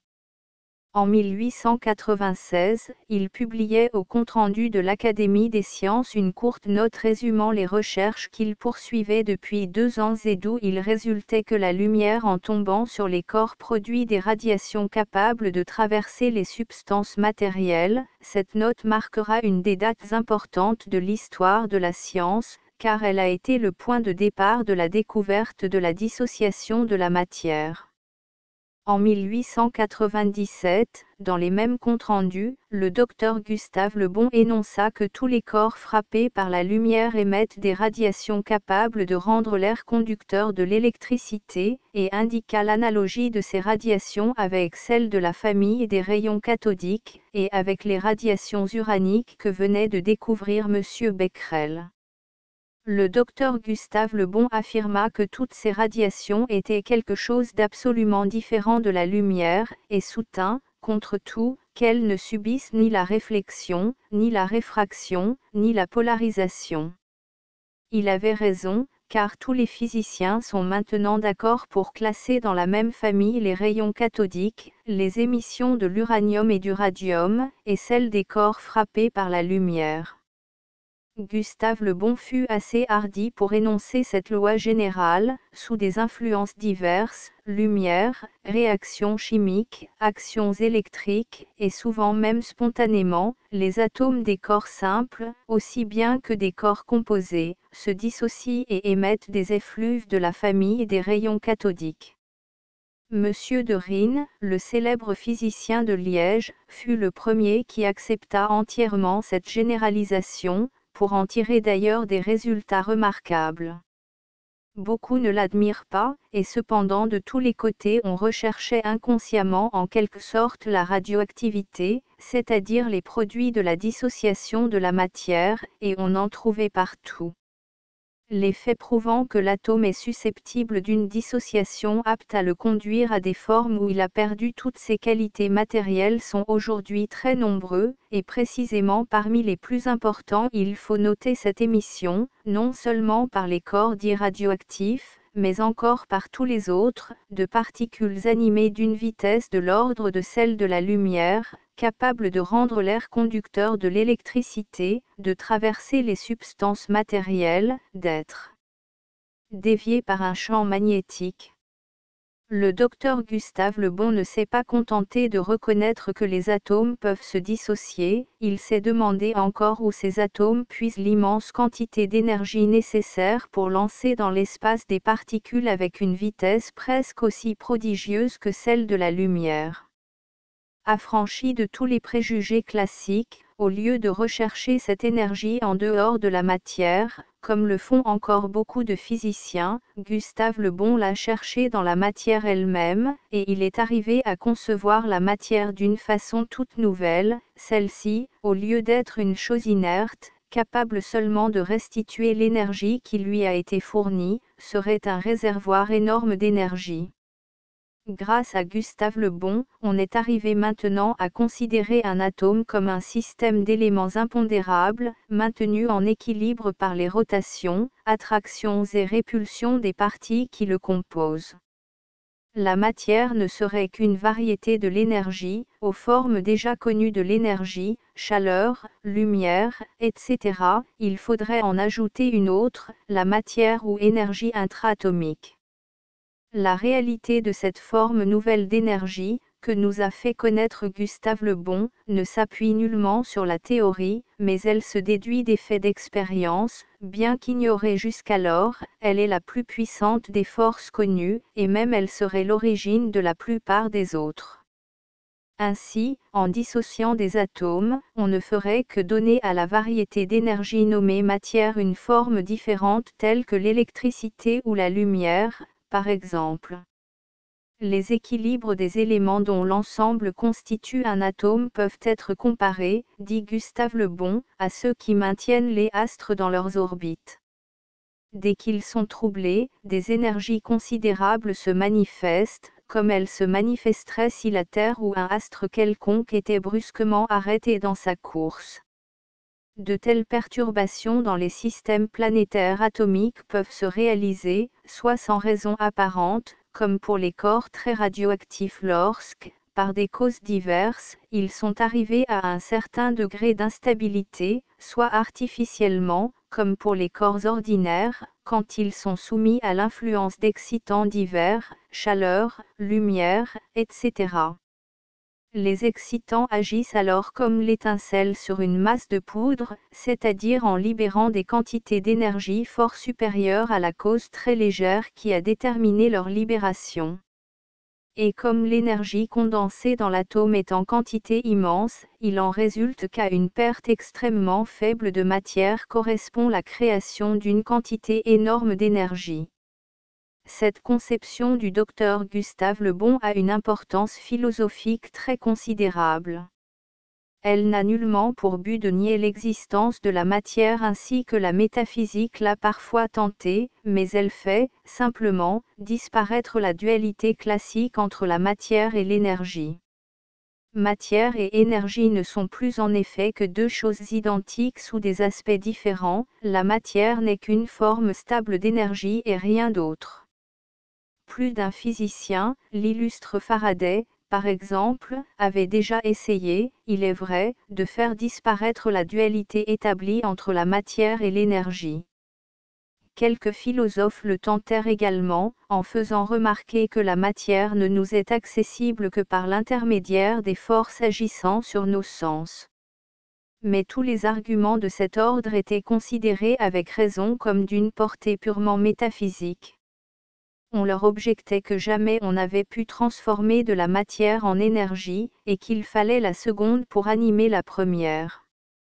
Le docteur Le Bon, en révélant que cette transformation est un phénomène qui se passe communément dans la nature, et que les atomes de tous les corps peuvent s'évanouir sans retour en se transformant en énergie, a contribué à faire disparaître l'antique dualité entre la force et la matière. L'ouvrage de Gustave Le Bon, L'évolution de la matière, est divisé en 6 livres. Le premier expose les idées nouvelles sur la matière, que je viens de faire connaître. Le deuxième est consacré à l'énergie intra-atomique et aux forces qui en dérivent. L'universalité dans la nature de l'énergie intra-atomique est un de ses caractères le plus facile à constater. On reconnaît son existence partout, puisqu'on trouve maintenant de la radioactivité partout. L'origine de l'énergie intra-atomique n'est pas difficile à élucider, si on admet avec les astronomes que la condensation de notre nébuleuse suffirait à elle seule pour expliquer la constitution de notre système solaire. On conçoit qu'une condensation analogue de l'éther ait pu engendrer les énergies que l'atome contient. On pourrait comparer grossièrement ce dernier à une sphère dans laquelle un gaz non liquéfiable aurait été comprimé à des milliards d'atmosphères à l'origine du monde. La grandeur de l'énergie intra-atomique est formidable. S'il était possible par exemple de dissocier une pièce de cuivre de 1 centime, pesant par conséquent 1 gramme, on mettrait en liberté de ce fait une quantité d'énergie qui, répartie convenablement, serait suffisante pour actionner un train de marchandises sur une route horizontale d'une longueur égale à un peu plus de 4 fois et un quart la circonférence de la Terre. Or, pour faire effectuer à l'aide du charbon ce trajet au même train, il faudrait en employer 2 833 000 kg qui, au prix de 24 francs la tonne, nécessiterait une dépense d'environ 68 000 francs. Ce chiffre de 68 000 francs représente donc la valeur marchande de l'énergie intra-atomique contenue dans une pièce de 1 centime. On ne peut s'expliquer la prodigieuse quantité d'énergie contenue dans une masse aussi infime qu'un atome qu'en supposant celui-ci constitué par des particules plus petites encore, mais douées de mouvements rotatoires s'effectuant avec une vitesse prodigieuse. En effet, on sait que l'énergie d'un corps en mouvement est égale à la moitié du produit de sa masse par le carré de sa vitesse. Une balle de fusil tombant de quelques centimètres de hauteur sur la peau ne produit aucun effet appréciable, en raison de sa faible vitesse. Dès que cette vitesse grandit, les effets deviennent de plus en plus meurtriers, et, avec les vitesses de 1000 mètres par seconde données par les poudres actuelles, la balle traverse de très résistants obstacles. Réduire la masse d'un projectile est sans importance, si on réussit à augmenter suffisamment sa vitesse. Telle est justement la tendance de l'artillerie moderne qui réduit de plus en plus le calibre des balles de fusil, mais tâche d'augmenter leur vitesse. Si la matière est douée d'une énergie colossale, c'est que les particules qui constituent l'atome se meuvent avec une vitesse prodigieuse. Après leur libération, leur vitesse est encore formidable, tandis qu'un boulet de canon mettrait 5 jours pour aller de la Terre à la Lune, une de ces particules mettrait 4 secondes pour effectuer le même trajet.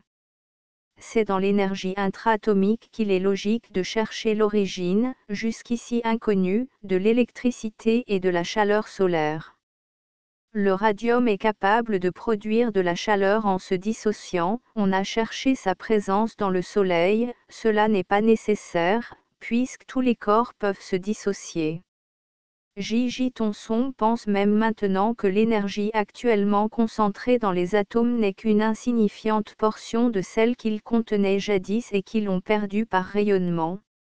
Si donc, dit Gustave Le Bon, les atomes renfermaient jadis une quantité d'énergie très supérieure à celle, pourtant formidable, qu'ils possèdent encore, ils ont pu, en se dissociant, dépenser, pendant de longues accumulations d'âge, une partie de la gigantesque réserve de force entassée dans leur sein à l'origine des choses. Ils ont pu et peuvent encore, par conséquent, maintenir à une très haute température les astres tels que le Soleil et les étoiles. Les idées de Gustave Le Bon relatives à l'énergie intra-atomique que je viens d'exposer d'après lui et qui sont entièrement originales ont résisté à toutes les critiques, à toutes les objections. Elles conduisent à abandonner la dualité classique entre la force et la matière, mais aussi à détruire la séparation classique entre le pondérable et l'impondérable, qui semblait bien établie depuis que Lavoisier s'était servi de la balance.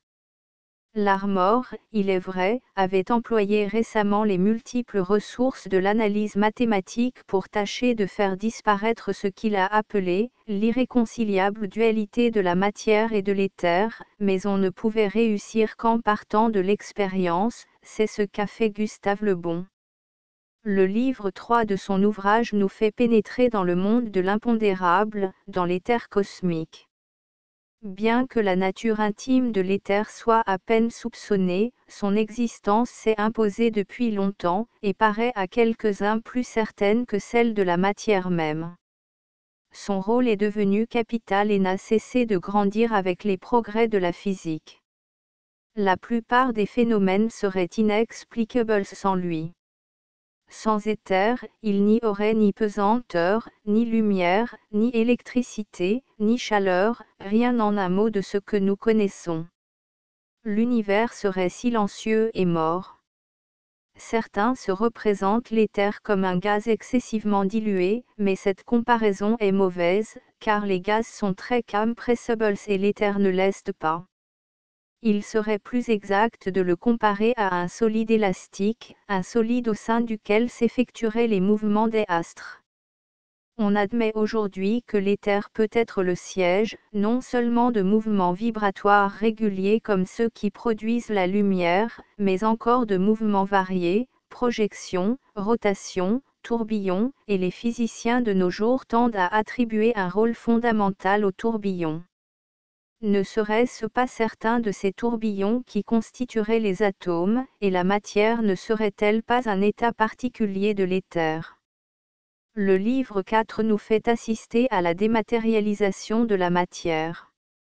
Celle-ci fournit des éléments de désagrégation que l'on peut faire rentrer dans 6 catégories différentes: anneaux émanation, 2 O ions positifs, 3 O ions négatifs, 4 O électrons, 5 O rayons cathodiques, 6 O rayons X et radiations analogues. Le radium en se détruisant donne, outre une émanation semi-matérielle, 3 sortes de rayons: les rayons formés d'ions positifs, les rayons formés d'électrons négatifs, les rayons ou rayons X. Mais le radium n'est, d'après Gustave Le Bon, qu'un cas particulier d'une règle générale. Toute matière, sous des influences variées, parfois spontanément, peut se dissocier et les particules qui s'en échappent sont soumises aux lois d'attraction et de répulsion qui régissent tous les phénomènes électriques. Gustave Le Bon a obtenu des figures très curieuses qu'il a pu photographier, en obligeant les particules de la matière dissociée à se mouvoir et à se repousser suivant certaines directions. Il est arrivé ainsi à matérialiser en quelque sorte les produits de la dématérialisation de la matière, et à nous faire entrevoir les intermédiaires entre la matière et l'éther. Ces intermédiaires, il les étudie dans le livre V. L'émanation des corps radioactifs, qu'on peut condenser comme un gaz et enfermé dans un tube, possède encore des qualités matérielles, mais les diverses particules électriques n'ont plus qu'une propriété commune avec la matière, une certaine inertie, et il est possible de considérer l'électricité comme une substance semi-matérielle engendrée par la dématérialisation de la matière. On voit par là à quelle vaste synthèse des phénomènes physiques et chimiques les idées du docteur Gustave Le Bon peuvent conduire les physiciens. Dans le dernier livre, Gustave Le Bon revient au monde du pondérable. On y assiste au mouvement des molécules, il y est question de la sensibilité, de la matière, de la vie, des cristaux, des divers équilibres chimiques. Pour Gustave Le Bon, il semble extrêmement probable qu'un grand nombre de réactions inexplicables, au lieu d'atteindre seulement les édifices moléculaires, atteignent également les édifices atomiques et mettent en jeu les forces considérables qui s'exercent en leur sein. C'est sans doute dans l'énergie intra-atomique qu'il faut chercher l'explication des propriétés des métaux colloïdaux, des diastases, des enzymes, des toxines. Une foule de détails intéressants sur les manifestations de la matière conduisent Gustave Le Bon à consacrer un dernier chapitre à la naissance, à l'évolution, et à la fin de la matière, ce qui est la conclusion de son ouvrage. Pour ma part, j'aurais préféré que ce chapitre vienne à la fin du 5e livre et qu'il ne soit pas question de ce qu'on appelle si improprement la vie de la matière. Le début de l'ouvrage du docteur Gustave Le Bon produit sur le lecteur une impression profonde, on y sent le souffle d'une pensée géniale. On est tout saisi ensuite par la colossale grandeur de l'énergie intra-atomique, on se met à rêver, si la matière venait à se détruire spontanément, une quantité effroyable d'énergie serait mise gratuitement à la disposition de l'homme, et il n'aurait pas à se la procurer par un rude travail, le pauvre serait alors l'égal du riche. On suit enfin avec un intérêt grandissant les diverses phases de la dématérialisation de la matière et son évanouissement dans l'éther, ou tourbillonnant en s'anéantissant les particules électriques. On se laisse entraîner dans ce nirvana final auquel reviennent toutes choses après une existence plus ou moins éphémère, et tout à coup, brusquement, on est ramené au milieu matériel, à des faits plus banaux. C'est une désillusion, temporaire il est vrai, car infailliblement on recommence à lire les premières pages, on veut repasser par les émotions déjà éprouvées et voir l'atome dans sa petitesse infinie détenir les secrets de l'infinie grandeur. Comme on l'a dit, le docteur Gustave Le Bon a réalisé scientifiquement la plus vaste synthèse que l'on puisse concevoir. On l'a comparé à Darwin. Si l'on tient à faire une comparaison, j'aimerais mieux la faire avec Lamarck. Lamarck, le premier, a eu une idée nette de l'évolution des êtres vivants. Le docteur Gustave Le Bon, le premier, a reconnu la possibilité d'une évolution de la matière et la généralité de la radioactivité par laquelle se manifeste son évanouissement. La théorie de Lamarck a été accueillie par les attaques de quelques-uns, par le silence de la plupart. C'est de lui ces paroles que Gustave Le Bon rapporte dans son introduction. Quelques difficultés qu'il y ait à découvrir des vérités nouvelles, il s'en trouve encore de plus grandes à les faire reconnaître. Gustave Le Bon, comme Lamarck, s'est heurté à ces dernières difficultés. La publication de ses premières notes a provoqué de véritables tempêtes et des protestations énergiques. Le prestige seul, ne cesse de répéter Gustave Le Bon, et fort peu l'expérience, est l'élément habituel de nos convictions, scientifiques et autres. Les expériences en apparence les plus convaincantes n'ont jamais constitué un élément immédiat de démonstration quand elles heurtent des idées depuis longtemps admises. Galilée l'a pris à ses dépens, ayant réuni tous les professeurs de la célèbre université de Pise, il s'imagina leur prouver par l'expérience que, contrairement aux idées alors reçues, les corps de poids différents tombent avec la même vitesse. La démonstration de Galilée fut très concluante, mais les professeurs se bornèrent à invoquer l'autorité d'Aristote et ne modifièrent nullement leur opinion. Bien des années se sont écoulées depuis cette époque, mais le degré de réceptivité des esprits pour les choses nouvelles ne s'est pas sensiblement accru.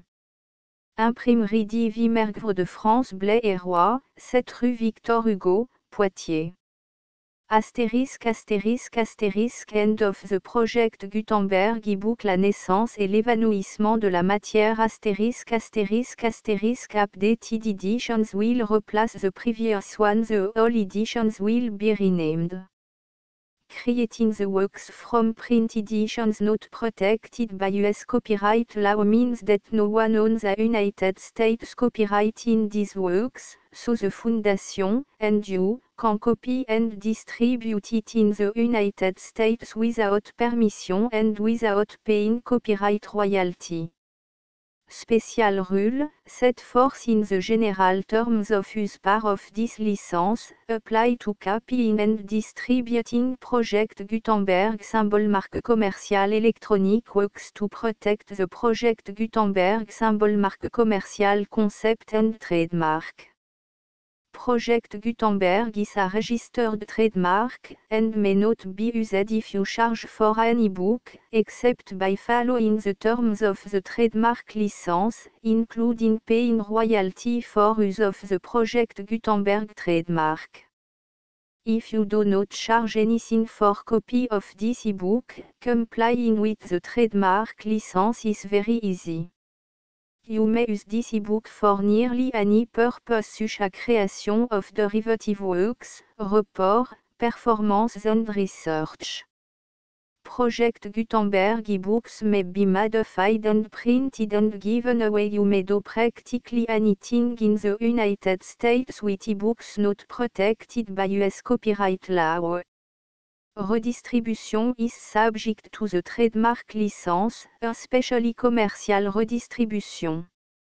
Start, full license. The full Project Gutenberg license. Please read this before you distribute or use this work to protect the Project Gutenberg symbol marque commercial. Mission of promoting the free distribution of electronic works, by using or distributing this work, or any other work associated in any way with the phrase Project Gutenberg, you agree to comply with all the terms of the full Project Gutenberg symbol marque commercial license available with this file or online at www.gutenberg.org/licence. Section 1.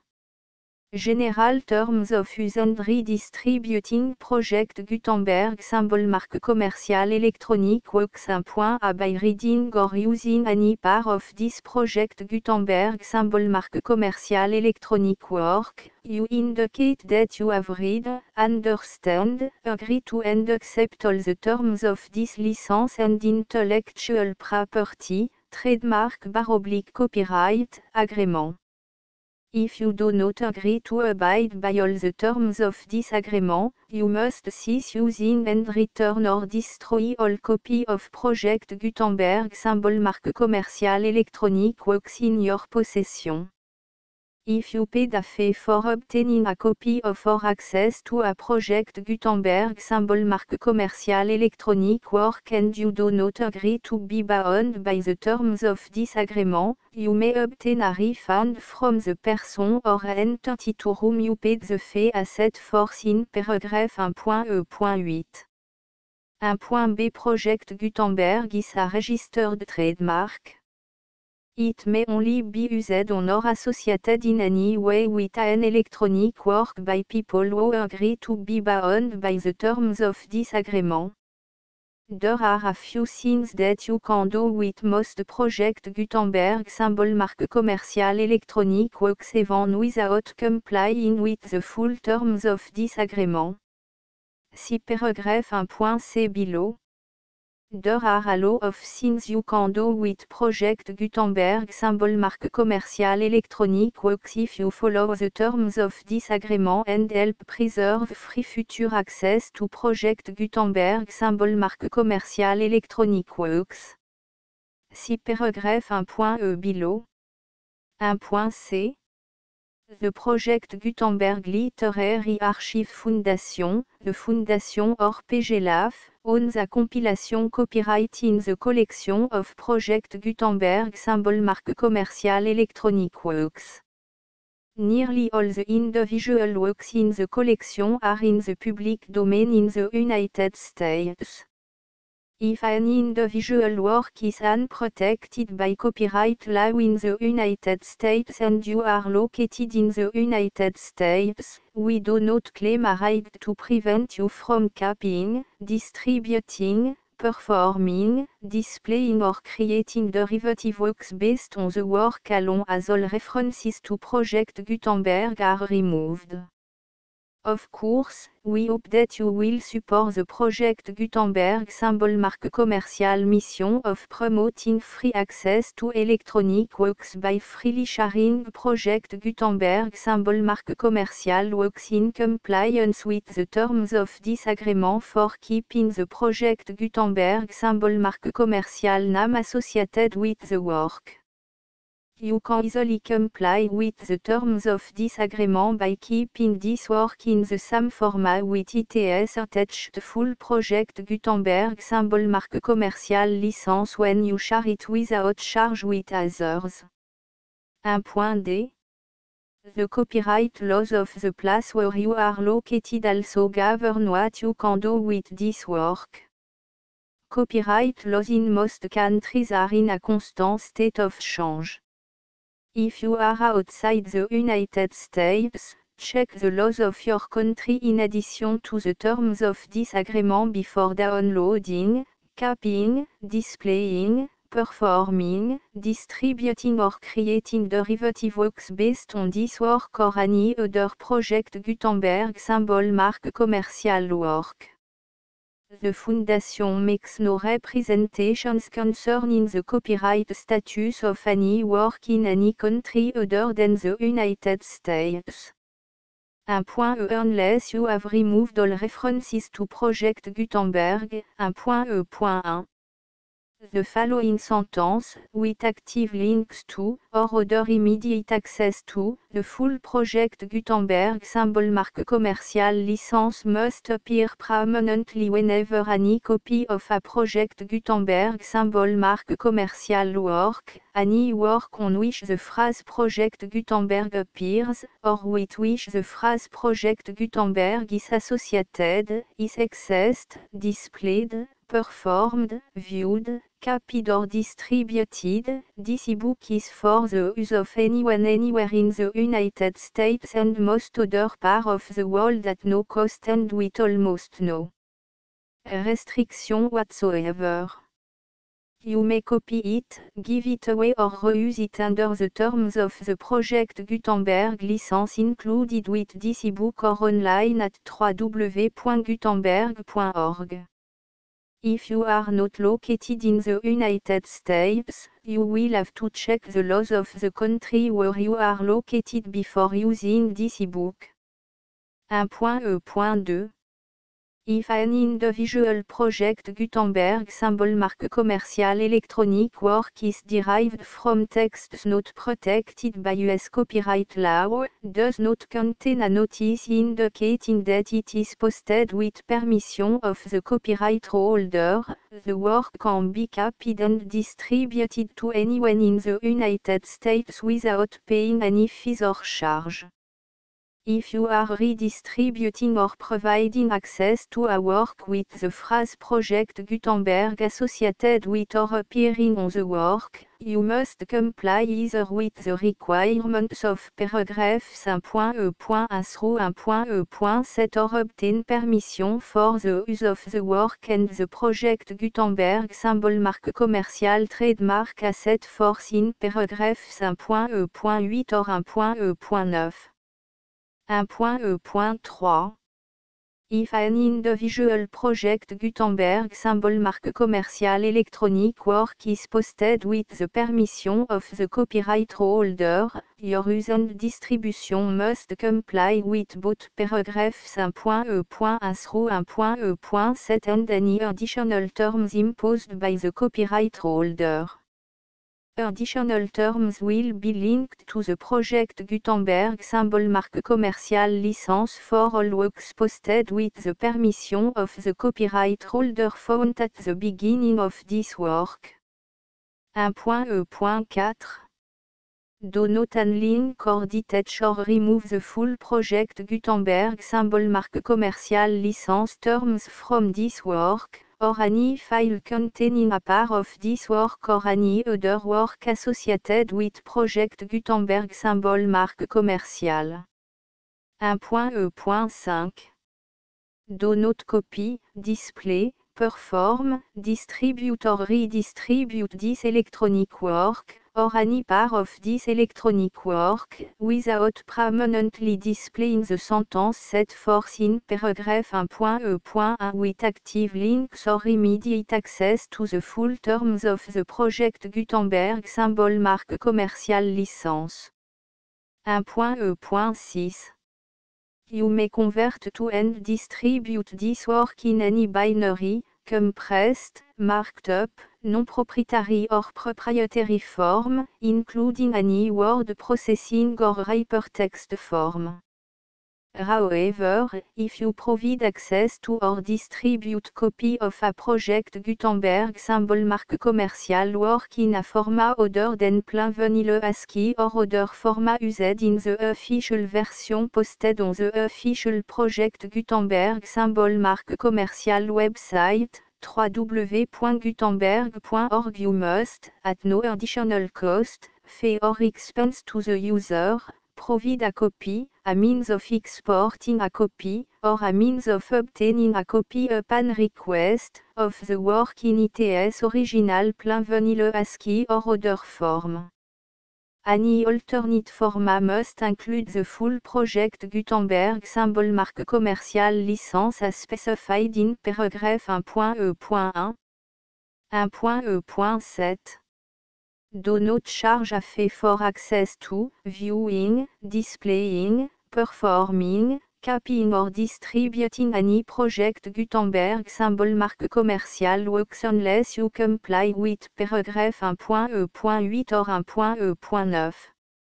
1.e.8 You may charge a reasonable fee for copy of or providing access to or distributing Project Gutenberg symbol marque commercial electronic works provided that, you pay a royalty fee of 20% of the gross profit you derive from the use of Project Gutenberg symbol marque commercial works calculated using the method you already use to calculate your applicable tax.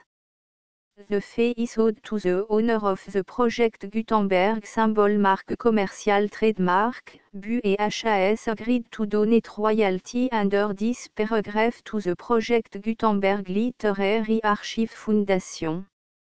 Royalty payment must be paid within 60 days following each date on which you prepare, or are legally required to prepare, your periodic tax returns. Royalty payment should be clearly marked assumptions to the Project Gutenberg Literary Archive Foundation at the address specified in Section 4, Information about donation to the Project Gutenberg Literary Archive Foundation. You provide a full refund of any money paid by a user who notifies you in writing, or by email, within 30 days of receipt that // does not agree to the terms of the full Project Gutenberg symbol marque commercial license. You must require such a user to return or destroy all copy of the works possessed in a physical medium and discontinue all use of and all access to other copy of Project Gutenberg symbol marque commercial works. You provide, in accordance with paragraph 1.f.3, a full refund of any money paid for a work or a replacement copy, if a defect in the electronic work is discovered and reported to you within 90 days of receipt of the work. You comply with all other terms of this agreement for free distribution of Project Gutenberg symbol marque commercial works. 1.e.9.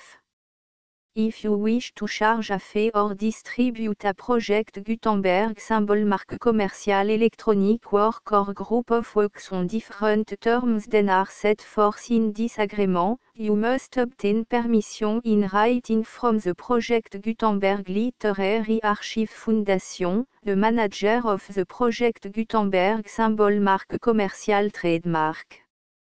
Contact the Foundation as set forth in Section 3 below. 1.f1.f.1 Project Gutenberg volunteers and employees expend considerable effort to identify, do copyright research on, transcribe and proofread works not protected by US copyright law in creating the Project Gutenberg symbol marque commercial collection. Despite these efforts, Project Gutenberg symbol marque commercial electronic works, and the medium on which they may be stored, may contain defects such as, but not limited to, incomplete, inaccurate or corrupt data, transcription errors, a copyright or other intellectual property infringement, a defective or damaged disk or other medium, a computer virus, or computer code that damage or cannot be read by your equipment. 1.f.2 Limited warranty, disclaimer of damage, except for the right of replacement or refund described in paragraph 1.f.3, the Project Gutenberg Literary Archive Foundation, the owner of the Project Gutenberg symbol marque commercial trademark, and any other party distributing a Project Gutenberg symbol marque commercial electronic work under this agreement, disclaim all liability to you for damages, costs and expenses, including legal fees. You agree that you have no remedy for negligence, strict liability, breach of warranty or breach of contract except those provided in paragraph 1.f.3.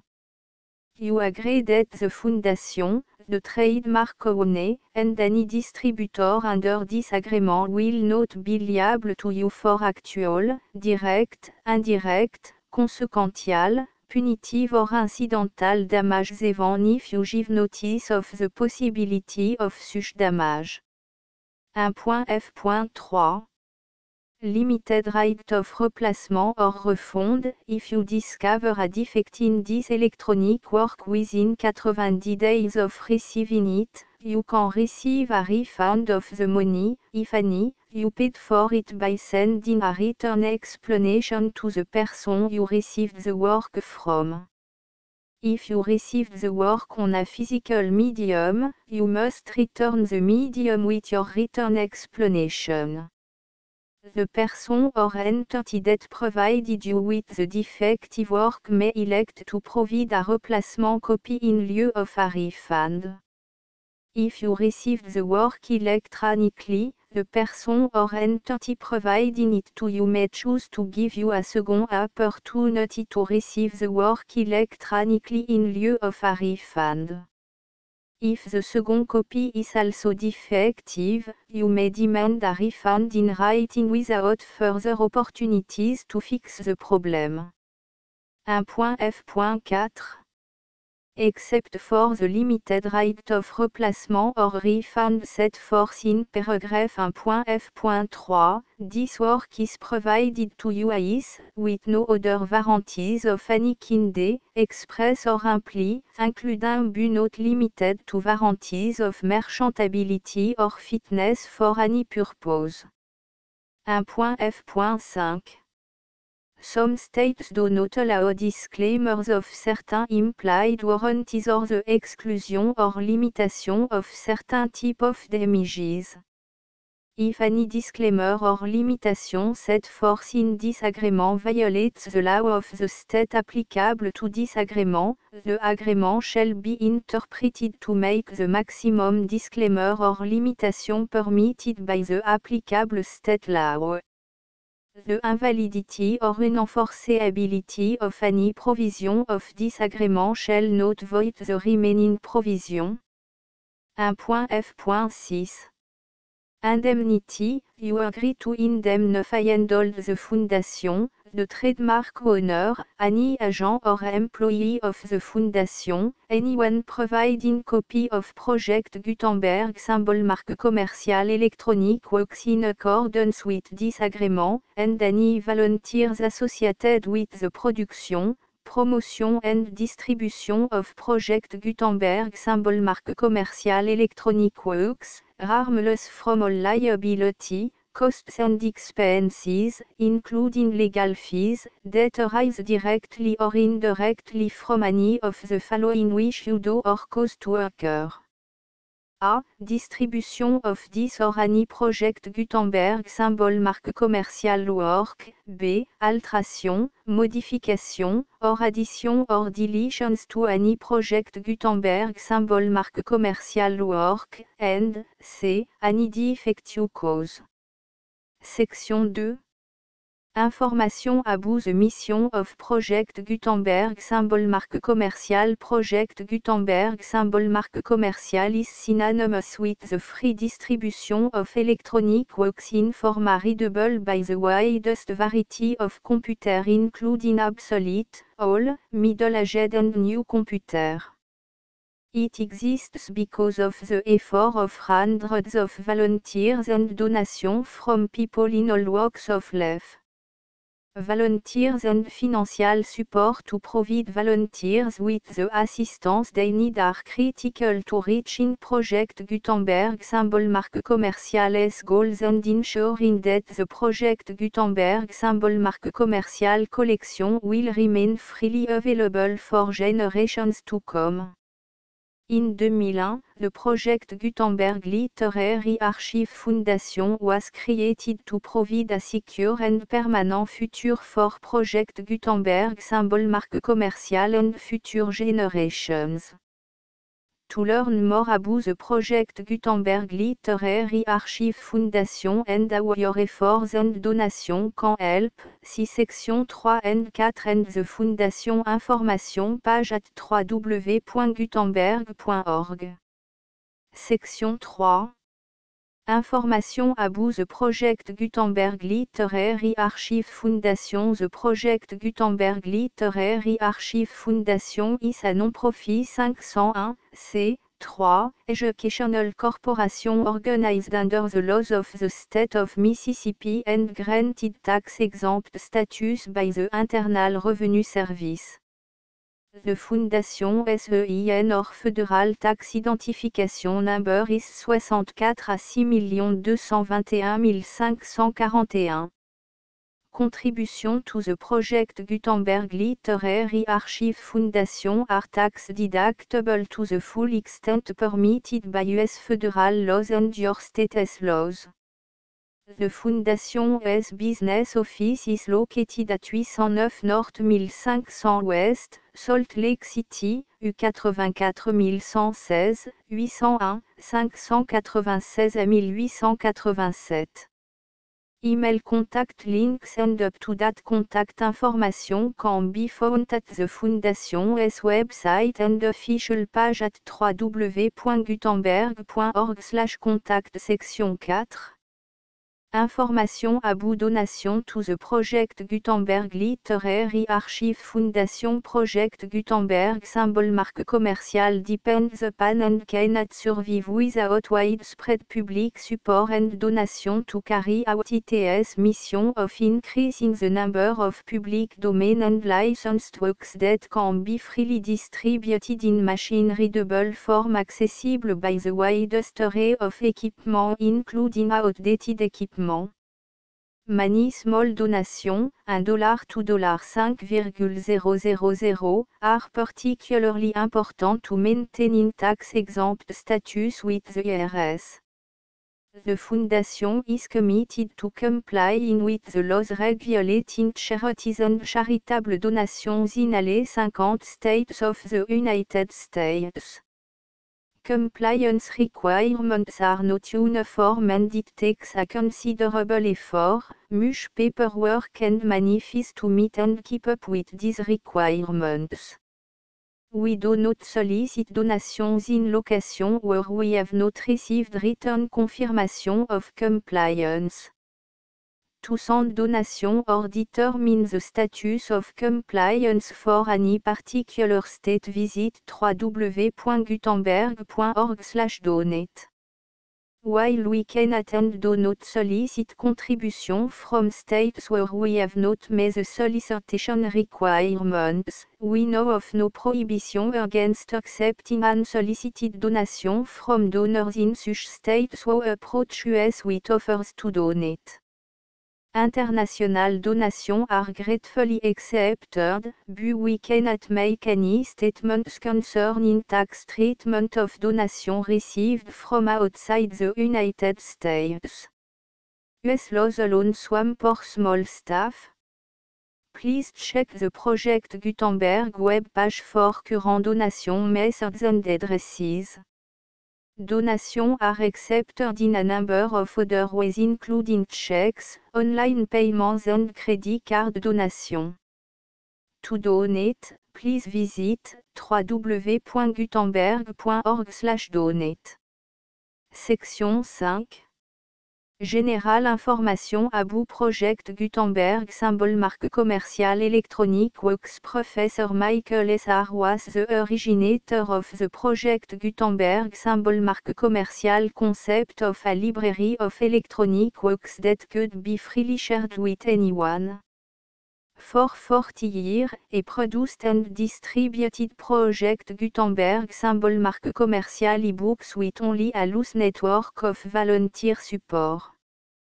Project Gutenberg symbol marque commerciale ebooks are often created from several printed editions, all of which are confirmed and not protected by copyright in the US unless a copyright notice is included. Thus, we do not necessarily keep ebooks in compliance with any particular paper edition.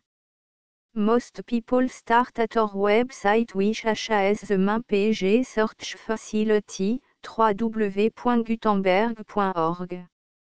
This website includes information about Project Gutenberg symbol marque commerciale, including how to make donation to the Project Gutenberg Literary Archive Foundation, how to help produce our new ebooks, and how to subscribe to our email newsletter to read about new ebooks. La naissance et l'évanouissement de la matière I2 3 4 V 6 7 8 Appendice. L'évolution de la matière. The Full Project Gutenberg Licence.